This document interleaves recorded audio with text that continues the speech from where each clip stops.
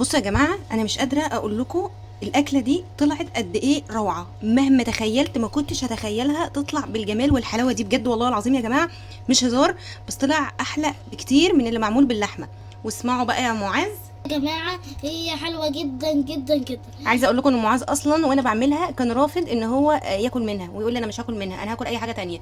وبعدين لما دقتها ولقيتها حلوه قلت له معاذ دي طلعت احلى مما تخيلت. يقول لي ايه ده بجد؟ قلت له والله طب دوق كده. لما ده قال لي انا هقول لهم انا بقى على رايي فيها بصراحه.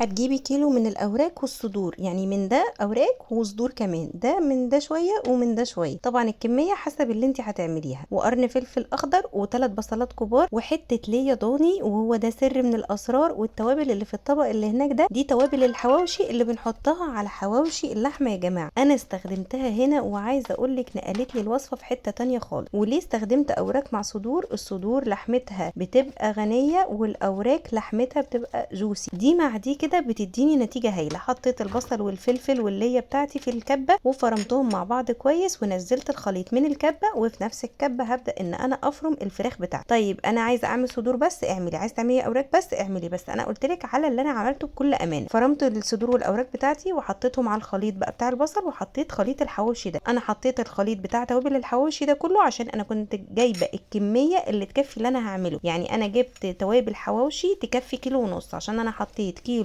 صدور واوراق ونص كيلو بصل وفلفل وخضره. طبعا لو انت بتحبي الحاجه السبايسي هتحطي قرن فلفل شطه كمان معاهم وتفرميه. ولازم تفضلي تعجني في الخليط لحد لما يوصل معاكي لعجينه ناعمه متماسكه بالشكل اللي انت شايفاه ده. حتى لو فيها قطع فراخ تخينه شويه مش مشكله، احنا كده كده هناكلها وهتبقى زي الفل. هنجيب العيش البلدي بتاعنا. انا كنت جايبه عيش بلدي عادي مش عيش حواوشي، قطعته بالنص وفتحته وبدات ان انا احشيه. ممكن تجيبي عيش من بتاع الحواوشي مفيش مشكله، ممكن تجيبي عيش بلدي من الصغنن. انا كنت جايبه عيش كبير عادي. انا بس قسمته نصاص كده وبدات كل نص اخد كوره من العجين وابدا ان انا احشيه كويس من جوه، وافرد العجينه بتاعتي جواه كويس، بحيث ان كل قطعه لما تيجي تاكليها يبقى فيها لحم من جوه كويس. ولو حته فيها زياده تاخدي منها وتحطيه في الحته اللي فيها نقص. وتكملي بقى المقادير بتاعت العيش بتاعك كله بنفس الطريقه كده لحد لما تملي كل العيش بتاعك بالشكل الجميل اللي انت شايفاه ده. انا طبعا كنت خايفه ان معاذ ما يرضاش ياكل منها، فانا عملت منها كفته. قلت عشان لو ما رضيش ياكل من الحواوشي اضحك عليه واقول له طب كل كفته. عملت كام صباع كفته كده، وقلت في نفس الوقت اجرب لو انا عملت المقادير دي كفته هتطلع عامله ازاي.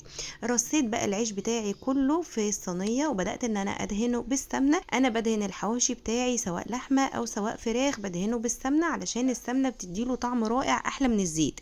الزيت بتخليه ناشف شويه ومش بتخلي طعمه حلو زي السمنه. تقدري تعملي خليط من السمنه والزيت سوا وتدهنيهم. ومعلش الحواوشي انا بعتبر ان هو مفيش فيه دايت، هو اصلا كله دهون يا جماعه. ده طبعا لما بنبقى عاملينه باللحمه، لكن اللي بالفراخ ده وضعه اختلف تماما. انت ممكن تعملي منه دايت وتبخيه من بره بس بخه زيت وتحمريه في الطاسه او تدخليه الفرن، وهيبقى خفيف وطعم وجميل جدا. عايزه اقول لك بقى انه دخل الفرن بدخله على درجه حراره 200 220، مش درجه قليله ابدا. بحطه في ارضيه الفرن، لما يلون من تحت برفعه تحت الشوايه. طلع معايا بالشكل الرائع اللي انت شايفاه ده. والكفته كمان طلعت جميله جدا وابهرتني من جوه روعه يا جماعه. يعني ممكن تعتمدوا الوصفه دي ان انتوا تعملوها كفته. ولو حسيتي ان الخليط بتاع الحواوشي خفيف معاكي ما انتيش قادره تشكليه كفته كويس، حطي له معلقه بقسماط او معلقتين بقسماط وشكليه. يعني انا كده اديتك فكرتين في فيديو واحد بس. ممكن تعمليه حواوشي ممكن تعمليه كفته، والنتيجه هايله وتستاهل. ولو وصلتي معايا لحد هنا اوعي تكوني لسه ما عملتيش لايك وشير وعملتي لي متابعه وشفتي وصفاتي. عايزه اقول لك بقى طلع رائع رائع رائع فعلا، يعني احلى مما توقعت بكتير جدا.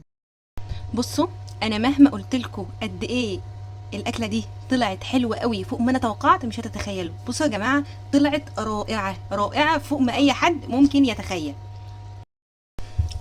حتى الكفته بتاعتها يا جماعه، الكفته طالعه روعه روعه بجد والله العظيم، وطريه وتجنن. بصوا بصوا الكفته عامله ازاي، روعه بجد، اعتمدوها.